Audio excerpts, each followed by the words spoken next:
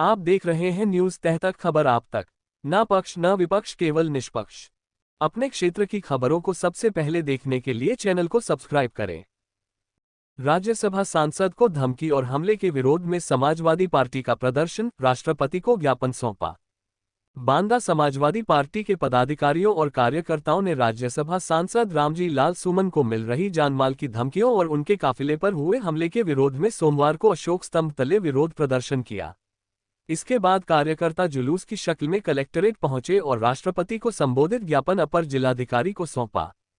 प्रदर्शन का नेतृत्व बबेरू विधानसभा से सपा विधायक विशंभर सिंह यादव और जिलाध्यक्ष मधुसूदन कुशवाहा ने किया। सपाइयों ने आरोप लगाया कि सांसद सुमन को करनी सेना की ओर से जान से मारने की धमकियां मिल रही हैं और उनके आवास पर भी हमला किया गया है। बीते 27 अप्रैल को अलीगढ़ में बुलंदशहर जाते समय सांसद के काफिले पर भी हमला किया गया। सपा नेताओं ने कहा कि राज्य में कानून व्यवस्था पूरी तरह चरमरा चुकी है। प्रशासन और शासन की ओर से अब तक कोई ठोस कार्रवाई न होना दर्शाता है कि अराजक तत्वों को सरकारी संरक्षण प्राप्त है। उन्होंने कहा कि पीड़ित पिछड़ा, दलित, अल्पसंख्यक समाज का उत्पीड़न किया जा रहा है और अगर जल्द कार्रवाई नहीं हुई तो समाजवादी पार्टी सड़कों पर उतरकर बड़ा आंदोलन करेगी। प्रदर्शनकारियों ने राष्ट्रपति से लोकतांत्रिक व्यवस्था की रक्षा के लिए तत्काल हस्तक्षेप की मांग की है। ज्ञापन था, क्या है पूरा? आज हम लोग माननीय राष्ट्रीय अध्यक्ष श्री अखिलेश यादव जी के आदेशानुसार महामहिम राष्ट्रपति जी को ज्ञापन देने आए हैं। जो हमारे सांसद हैं लालजी राम सुमन, उनके खिलाफ जो मोर्चा निकाला गया क्षत्रिय सेना द्वारा, उन पर आक्रमण हुआ, हमला हुआ जानलेवा, उसमें उनके काफ़ी लोगों को चोटें आई, उनकी गाड़ियों का एक्सीडेंट हुआ।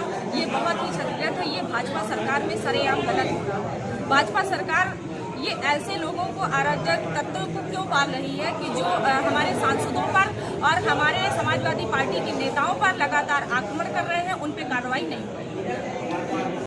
किस तरीके की प्रदर्शन आज पूरे प्रदेश में समाजवादी पार्टी ज्ञापन देने के लिए जिला मुख्यालयों की इकट्ठा हुई है और कलेक्टर के माध्यम से प्रदेश की सरकार को चेतावनी देने का काम कर रही है। रामजी लाल सुमन एक गरीब घर में पैदा हुए, अनुसूचित जाति में पैदा हुए, वंचित समाज में पैदा हुए, संसद तक पहुंचे और सांसद में एक सवाल उठाए। सवाल ये था कि राणा सांगा ने बाबर को हिंदुस्तान में आक्रमण करने के लिए, इब्राहिम लोधी के खिलाफ लड़ने के लिए आमंत्रित किया था। राणा सांगा की बहादुरी में किसी तरह का प्रश्न चिन्ह नहीं उठाया।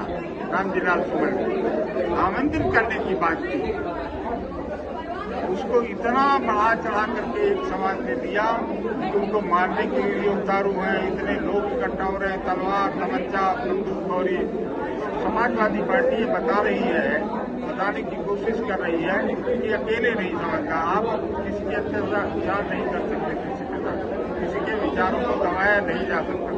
रामजी लाल सुमन अभी जा रहे थे कार्यक्रम में अलीगढ़, तो उनको रास्ते में रोक करके मारने की कोशिश किया। उसी के विरोध में समाजवादी पार्टी कौन मार रहा है? हम मार रहे हैं वही लोग जिनके खिलाफ बयान दिया, उनको मारने की कोशिश कर रहे हैं। पार्टी किस पार्टी के लोग? आप जानते हो किस पार्टी के लोग? कौन सी सेना है? सेना बना ली, अपने मन की सेना है, करनी सेना, भाटी सेना, कौन कौन सी सेना बनाई है? भारतीय जनता पार्टी ने एक आरोप लगाया है समाजवादी पार्टी के ऊपर कि उसने अम्बेडकर जी की मूर्ति साथ में लगाकर अम्बेडकर जी का अपमान किया गया है। उसको लेकर क्या? अब उनको और कुछ नहीं मिला है, रहते उलझन उनकी बातों में लगे। अरे अम्बेडकर साहब के हम लोग मानने वाले लोग, असली मानने वाले लोग हैं। जो लोग आरोप लगा रहे हैं वो इतने खतरनाक लोग हैं कि उन्होंने अगर पानी पी लेते थे वंचित समाज के लोग, शूद्र लोग, तो पानी भी अछूत हो जाता था, चाहे उस पानी में सुअर लौटता हो, चाहे गाय और कुत्ता लौटता हो। और वो ये बात करेंगी जिन्होंने गले में झाकर बंधवा दिया कि पवित्र आदमी का पैर न पड़ जाए। कौन रहा है कौन पार्टी वाले कुछ नाम तो बता सकते हैं? भारतीय जनता पार्टी और कौन पार्टी? जो मधु का संविधान लागू करना चाहते हैं वही लोग, जो 400 की पार की बात करते थे छिपा करके। 400 पार के पीछे उनका मकसद ये था कि 2/3 बहुमत हो। 2/3 बहुमत का मतलब बाबा साहब का संविधान खत्म करना, ये खेल था उनका असली। ये कभी नहीं कहे कि 2/3 बहुमत चाहिए, कभी 2/3 बहुमत की मांग नहीं की। उन्होंने सीधे कहा 400 पार अब की हमको 400 पार। 400 पार क्यों चाहिए था?